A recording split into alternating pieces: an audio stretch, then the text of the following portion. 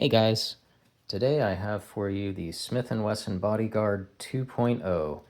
This model has the thumb safety. I know there's been a lot of videos on the Bodyguard 2.0 already. Hopefully I'll have some new information for you. First, real quick, let me do the comparisons against the LCP2, LCP Max, and SIG P365. I'm going to go kind of quickly on this because I'm sure you've already seen videos on these guys. So compared to the LCP2, of course you've got that extra length in the grip, slightly longer, but 4 more rounds in this guy. LCP Max, everybody knows by now, these are basically the same size gun.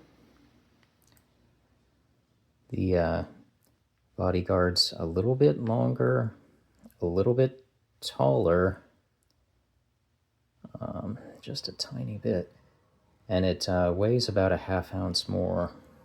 But I'll say this, the hype is real with this guy. The grip, it feels a lot better than the LCP Max in the hand. The contour of the grip, you can see I can get a full 3-finger grip on there. With the LCP Max, I get more like a 2.5-finger grip. And the LCP2, I only get a 2-finger grip. The P365, I also get a 3-finger grip, but it feels like, you see the back here, the cut of the 365 gives you a little less in the meat of your hand. The Bodyguard 2.0, very nice. All right, now first impressions. The Bodyguard 2.0, I'll say the slide, it's very hard to rack. There's just not that much to hold on to. The springs are strong.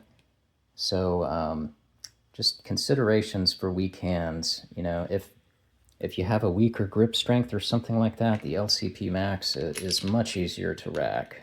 So just be aware of that. The sights, there's some talk about the gun shooting off to one side because the sights weren't centered. To my eye, these look pretty good. Haven't taken it to the range yet, but we'll see how it goes. The trigger, I've seen a lot of early reports say that the triggers are very light, like just maybe a little over 2 pounds. So this one is not that light.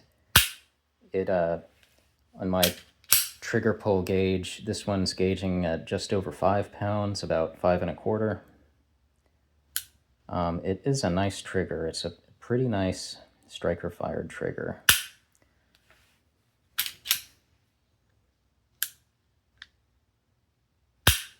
It's not the best in the world, but it's pretty good.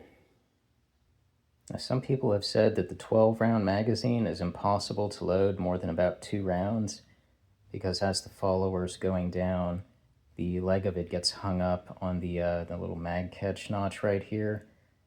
Now, you can see this is a fully loaded magazine. I did get it loaded. I did initially have that little hang up right here, but it wasn't serious. It wasn't like it was totally jammed. I just kind of jiggled the magazine a little bit, and then the follower was able to continue its travel downwards. So not a big problem loading the magazine. I did have to use the mag lula because those springs are just very tight in that magazine. It just helps to save my thumbs. Now, otherwise, I just want to show you some other little oddities. So you see there's this hole in the slide right here, and there's like a piece of the trigger bar that moves backwards. I don't know why that piece needs to stick out or why the hole needs to be there in the slide. I guess they needed to make this wider for some reason, the little trigger bar piece, and they didn't want to make the slide wider, so they just cut a hole in it, which is kind of weird. When you take this apart, can't really see the need for that little protrusion, but it's there, and you know, I guess there's a reason for it, but it's kind of weird. It could be a concern if it was like a duty type pistol of maybe dirt or something getting in there, but since this is going to reside in your pocket or inside the waistband or something, it should be protected, but just something to be aware of. Something else people have reported some stories on are the feed ramp here kind of not being shaped right, and so bullets got hung up and wouldn't feed. You see there's kind of a partial feed ramp here in the frame, kind of like a 1911, and then the feed ramp's kind of completed by the barrel. Now mine, there's no hang up at all. It's smooth, it's a smooth transition, just that slight gap between the barrel and the frame. This is a pretty new production gun. I just bought this in early November 2024, so hopefully any production snafus are sorted out. But that little lip in the feed ramp is not a problem on this one. Doesn't happen, doesn't exist. Okay, now this model has the thumb safety, which is my preference for this kind of gun.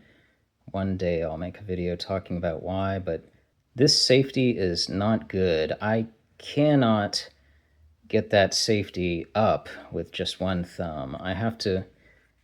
It's an ambi safety, and I have to grab it from both sides to be able to pull it up. That's the best way that I've found to do it. Putting it down, taking it off safe, I can do with one thumb, but it takes some dedication. You know, you really have to push.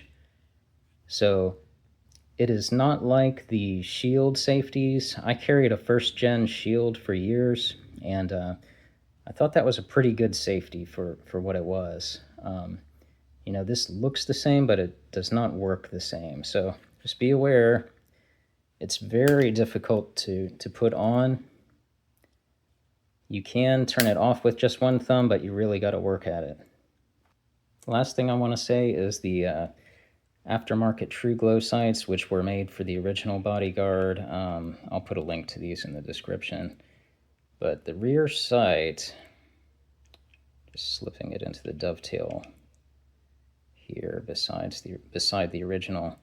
See, the rear sight seems to be taller than the one that comes with the gun. So this would have the effect of raising your point of impact. If you're shooting low, this would bring it up if you replace it.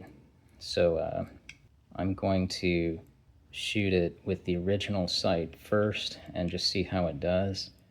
Now I do like the sight picture better of the replacement. It's a narrower notch, and this rear sight should fit the Bodyguard 2.0. The front sight is cut differently, so these come in a set front and rear. The front sight has a different dovetail cut, so if you're determined to use it, you're going to have to do some modifications. But I'm going to take this guy to the range, and I'll let you know how it goes. Just one more oddity I want to talk about right now with the Bodyguard 2.0 is, so you know most striker-fired pistols, your back plate here comes off from the bottom of the slide. You push it down and it comes off this way. And that allows you access to the striker and the firing mechanisms inside there. The Bodyguard 2.0, you see this back plate comes off the top. So you got to push it this way. And to get it off, you have to remove the rear sight. That's kind of a quirky design decision. It's going to be a pain if you need to get in there. Usually you don't need to get in there, but you know, if you did, weird design choice. So be aware of that.